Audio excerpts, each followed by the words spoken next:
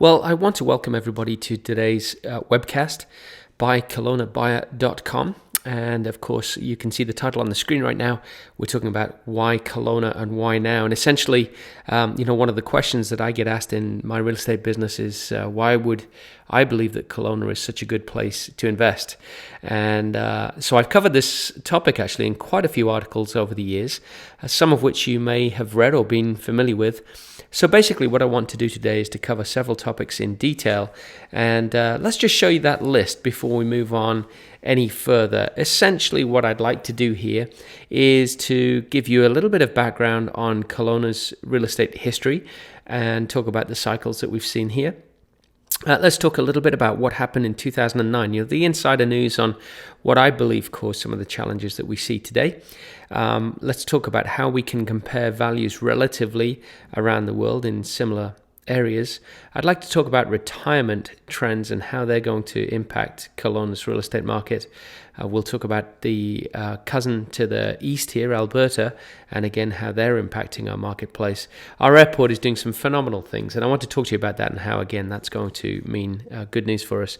And then I'm going to give you some tangible good news stories. So let me first of all introduce myself before we get into the formal agenda. My name is Mark Jennings-Bates, and I'm a realtor with Coldwell Banker Horizon Realty here in Kelowna, British Columbia. Horizon Realty typically dominates the annual awards for the Coldwell Banker Canada franchise, and it's known for the quality of its professional realtors. I am certainly proud to be a part of the team. In fact, in 2008, I was awarded the Coldwell Banker Ambassador of the Year award for the philanthropic work that my wife and I do, and my team BC Resort Homes consistently ranks in the top 20 teams in Western Canada. I personally have been involved in the real estate industry since 1994 and have sold well over $100 million of real estate with teams in that time. During that time frame, I've worked for publicly traded real estate development companies, developed my own projects, and consulted to other developers around the world about how to create successful developments. And in fact, I was also part of a municipal council in Canmore, Alberta, in the early 1990s. In 2002, I actually moved from Canmore to Kelowna and became a licensed realtor in 2005. So hopefully my experience in the real estate field can assist you in analyzing whether Kelowna and the Kelowna area is the right place for you at the right time to invest. So let's get moving with our agenda, which will allow us to get some useful information to you in the next 30 minutes or so, and I'm really glad you've been able to join me today. All of the materials that we're going to talk about here are, in this particular free webcast, are available in a downloadable ebook format from KelownaBuyer.com, and that ebook's titled Why Kelowna? Why Now? So let's talk about Kelowna real estate history. You can see the title on the screen, and there's a very cool looking photograph of Bernard Avenue, what it used to look like many years ago. But let's talk about Kelowna specifically. I want to put some context into the discussion, and in actual fact, my first recollection of Kelowna was coming here to Canada in 1988. I immigrated from the UK. And the only thing that I recall with any coherency of Kelowna is the giant Fred Flintstone, a big plastic Fred Flintstone that was the gateway to the theme park on the Highway 97 at the time. That small piece of Kelowna's history was removed in the mid-1990s, and in actual fact it became the central piece of a lavish April Fool's joke that a developer friend of mine and I played on the town of Canmore. And after we'd done that, Fred actually was going to be out on the Trans-Canada Highway with at that point, a mechanical arm that would wave at traffic as they drove by. And that was written up in the newspapers, and it was probably one of the most light-hearted newspaper columns about the relationship between a developer and a council that anybody's ever seen. So anyway, that aside, my intro is a little off topic, but sadly it wasn't for the real estate market at the time. Kelowna's been a boom and bust cycle real estate economy for several years.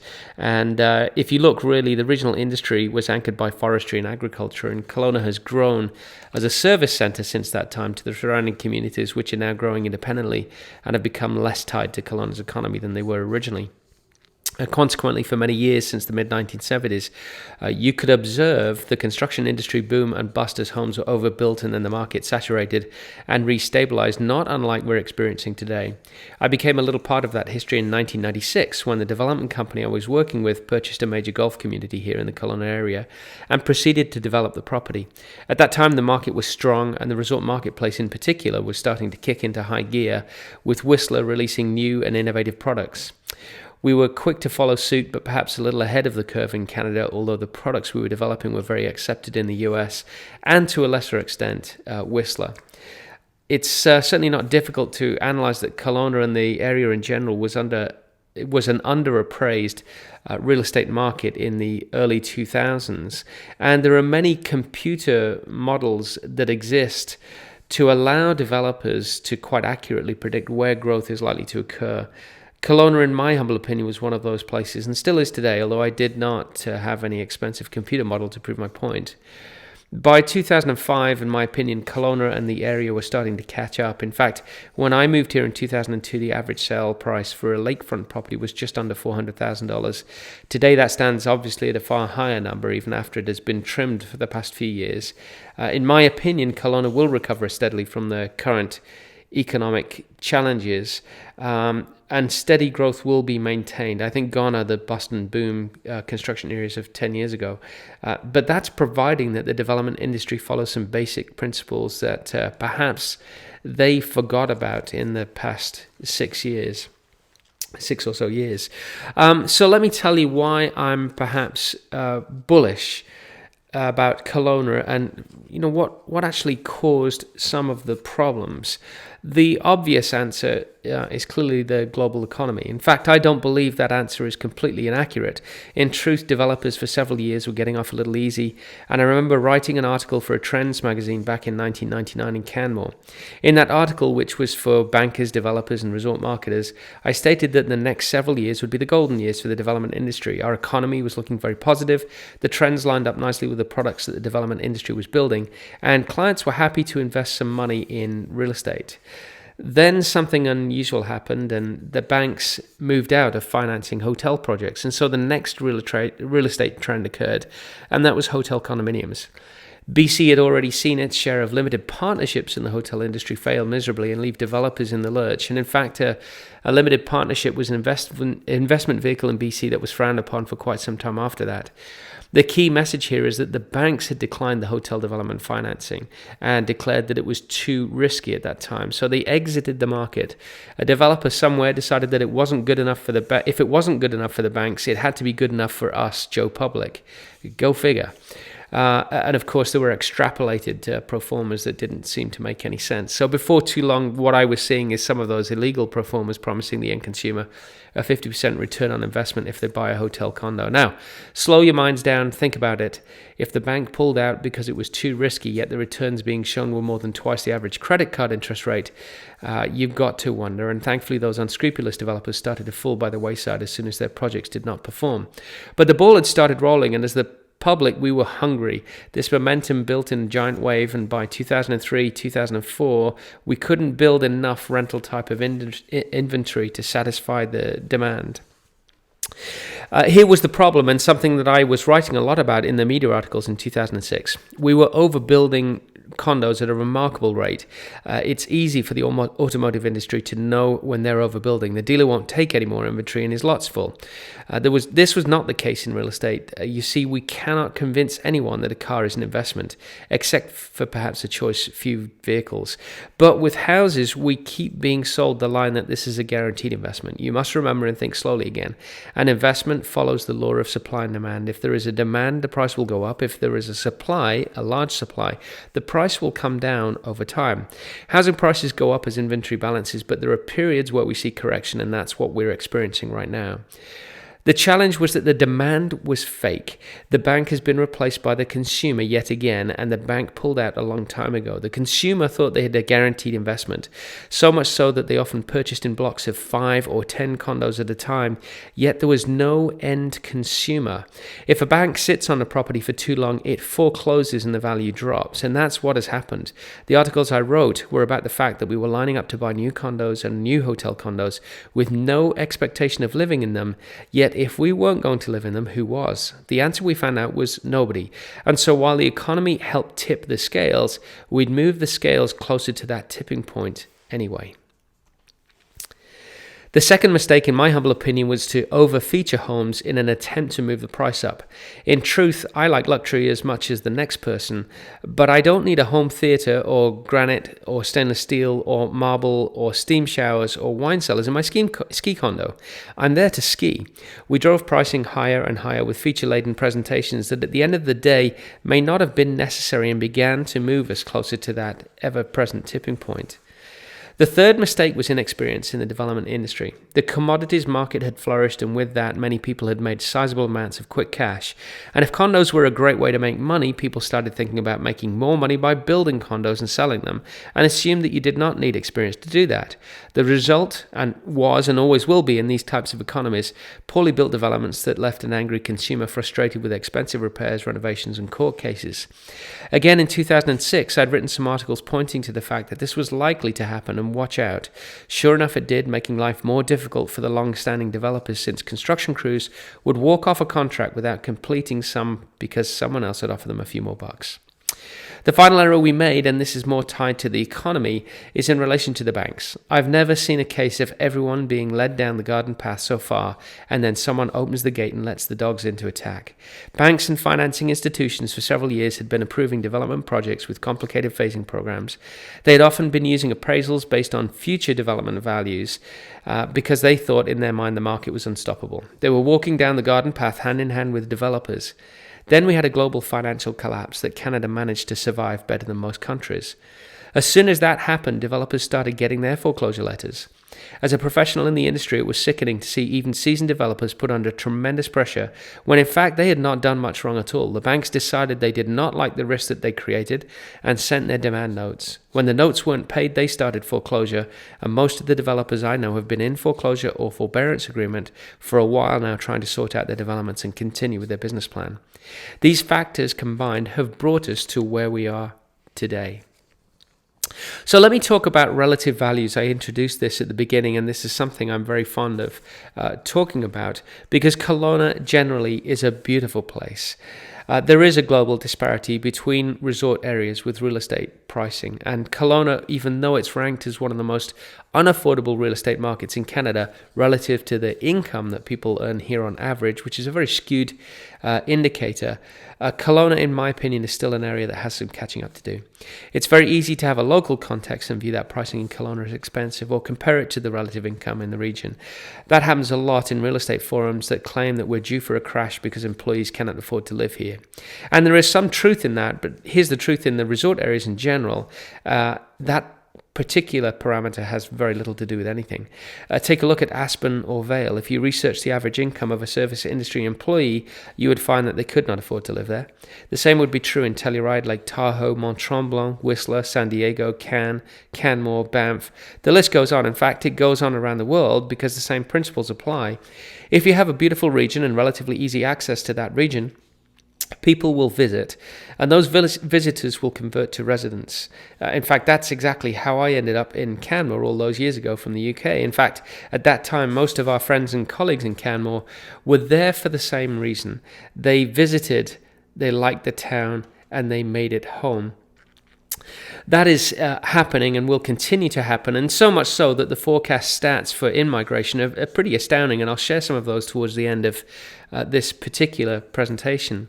Now, there are other parameters that can add to the housing values in a region such as Kelowna, and I've written several articles on the subject, notably the strength of tourism in the region.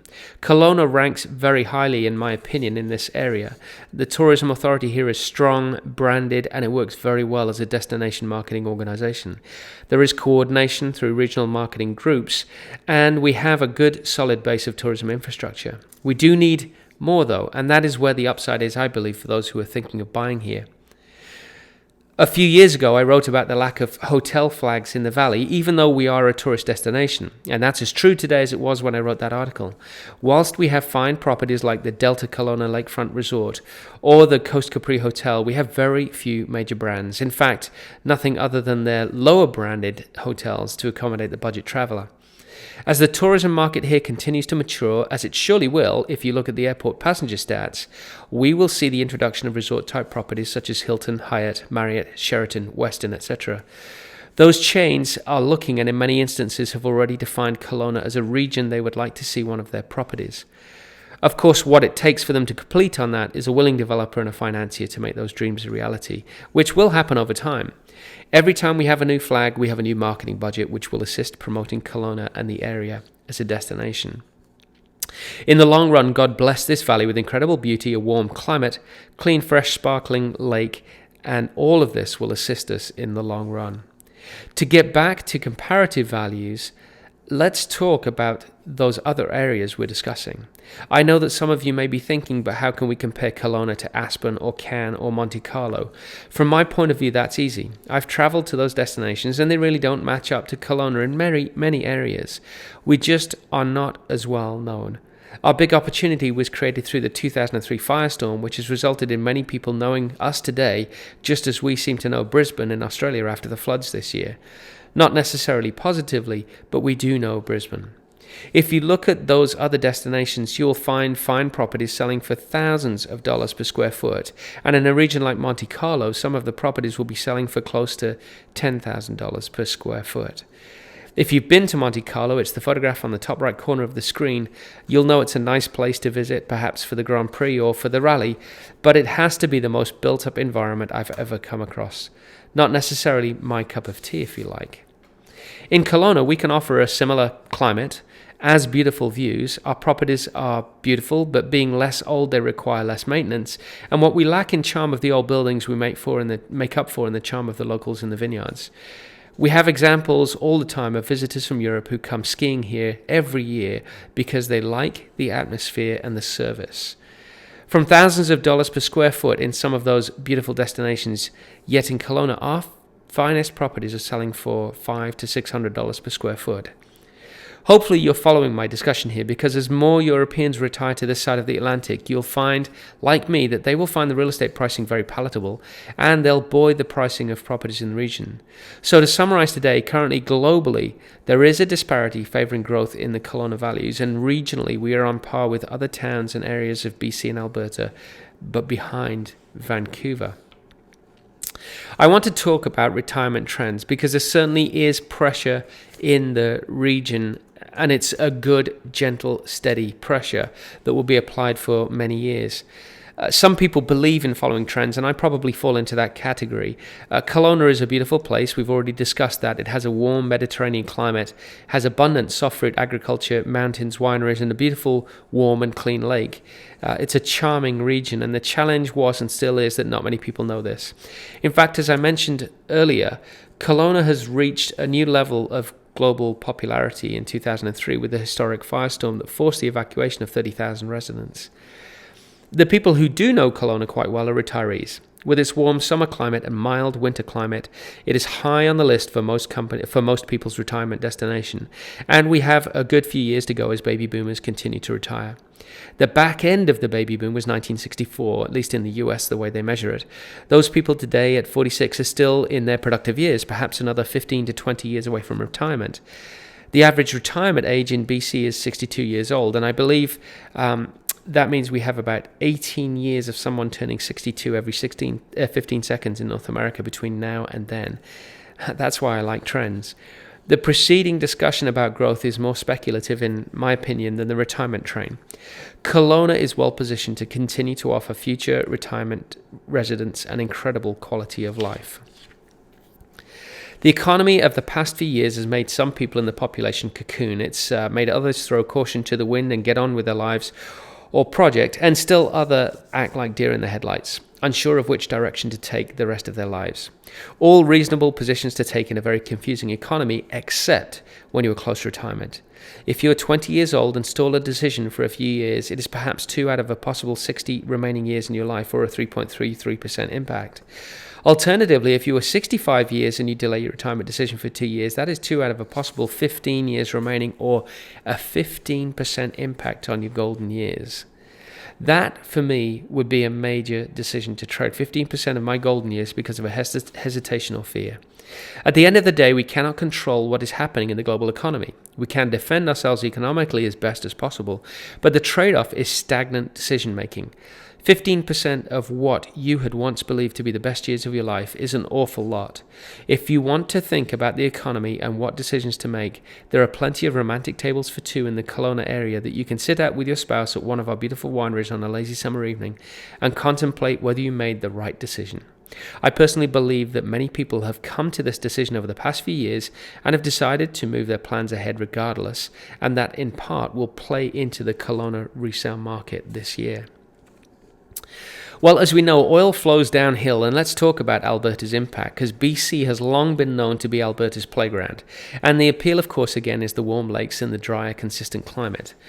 We've had too many eggs in one basket, though, and hence, as Alberta's economy turned and the oil patch slowed down, so did our real estate sales. Once again, I personally feel that we will see less of this impact in the future, partly because of diversification of our primary markets, but also because at the end of the day, oil is a finite commodity. And it will always be until it runs out. As such, I believe we will see a little less volatility in the oil markets, and Alberta will settle into several years of productive resource extraction and export again.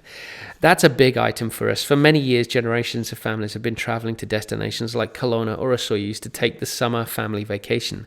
The more senior generations have already retired here, and now the families visit grandpa and grandma, and as such, their retirement plans are starting to form.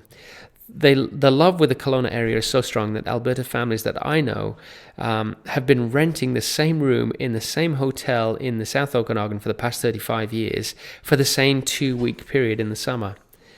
Let's face it, when winter can start in October in Alberta and sometimes does not leave until May, and often can come back in the middle of the summer, BC is a pretty nice place to travel to.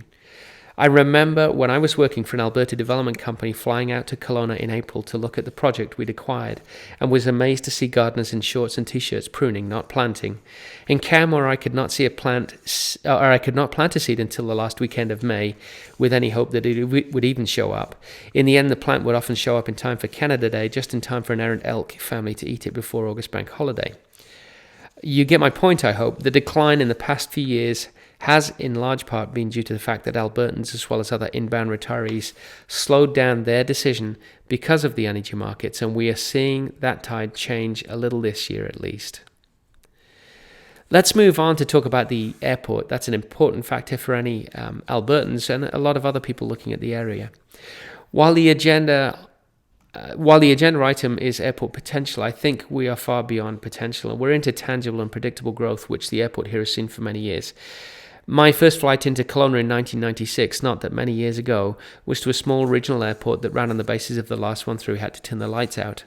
That's a far cry from today's top-class facility that is one of the busiest airports in Canada for its size. In the past 6 years alone, the airport has seen a 55% increase in passenger traffic through a very difficult economy. As the airport drives to attracting over 1.6 million passengers per year, the investments continue to occur in the required infrastructure, part of which was a newly expanded runway allowing direct European access. This will have a positive impact in several areas. It's increased marketing budget for the airport, it's increased partner cooperation with the tourism sector, it's increased flights from other destinations, and from Kelowna's point of view, it's exposure, exposure, exposure. The bottom line is we will be attracting more tourists and business people to visit the region. This translates into real estate appetite, as we've already discussed, and along with the Alberta industry, retirement, inbound migration, and this airport's success. You can see that we are positioned to capitalize on a lot of exciting developments, and the airport is the glue that will hold everything together. It is impossible to find another community with the same attributes in terms of potential future growth that Kelowna has, at least in the interior of British Columbia. You have no doubt read about the many European communities that are seriously struggling economically after the global financial crisis, and have no doubt about the fact that many of their citizens have a retirement list with Canada at the top. It is economically secure relative to where they would have been living. It is a passive society, it is an accepting society that has always been multicultural, and it's first-class civilized services with a stable government. There is no doubt that we will see more foreign inbound migration to the region as people continue to move into their retirement years. So before we pass on to you some of those little-known Kelowna facts, the question really is, why Kelowna and why now? A day trader mentality is responsible, I believe, for many of the idiosyncrasies that we see in our society today. Knee-jerk reactions to snippets of information that are not thought through well enough lead to a series of knee-jerk reactions until everything stabilizes again. In the flying world, this is referred to as pilot-induced oscillations. It's a scenario where the pilot, if you like, is trying to over-control the aircraft instead of just flying it, and it has nasty repercussions. Does it sound familiar? The short-term mentality will suggest that you should wait to time the bottom of the market. I would like to tell you that you can never, ever achieve that. If you could, anyone in the real estate profession would be extremely wealthy because we should know that. In fact, it's not right. You certainly don't want to time the market so badly that you buy in at the top of the cycle, which is what's happened a few years ago, but you cannot predict the bottom. We have seen better housing starts in 2010 than we expected. The resales market held steady with 2009, and in fact, we have seen some price increases in certain categories. But with such relatively low volumes of sales, it would be hard to read much into that situation. My point is, if you buy today, the market may move down a little further, but you will return based on the information we've shared with you.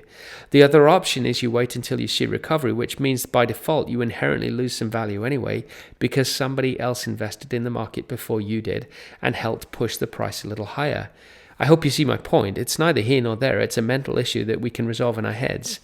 The peace of mind you could have by moving forward on your investment plans or retirement plans is, in my opinion, more valuable in most instances than whether you've just made a 2% gain or loss in the property value over the past year. If you're still not convinced that Kelowna is a good place to invest and now is the time, let me share with you some good news stories. Kelowna really is a very positive area, and I want to show you exactly why I believe that's the case. First of all, how about the fact that we have 10,000 more people working in Kelowna than we did in 2008? That's correct. Our employment numbers have grown through this very difficult economy. Our tourism numbers are up 8% over 2009, and our Economic Development Office has received 3 major hotel chain inquiries in the past 2 months, where there were none in the previous 15 months. We are developing several new resorts in the area, one in West Kelowna that has 1,200 boat slips worth about $175 million, and 2 in the Peachland area, each worth $1 billion, which really are quite astounding project sizes. Our local university that we've not discussed too much actually has just reached a student enrollment of 7,000 students. Our hospital is undergoing major expansion at the moment, increasing our ability to service an aging population. Our airport has and continues to expand. It's added a second US route, and it's in discussions now with US charter airlines, I believe. Our business confidence index is up. This is an important point. In a local survey, 73% of businesses expect to make a profit this year compared to 58% last year. Residential construction numbers are back to 2008 values. Taxes and immigration forecasts are very positive.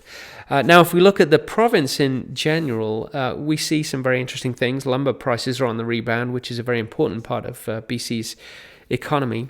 BC recovery is certainly impacted by the US recovery, but in fact it's less now since the Asia Pacific region has taken over as BC's number 1 trading partner. That is a very positive indicator. In fact, BC is now the largest exporter of coal to China, I believe. Immigration into BC is stimulating our economy. Whilst BC job growth is growing, one concern is that it's public sector growth that's outstripping private sector growth, and I think that'll change over the next 12 months, but that's a concern at the moment.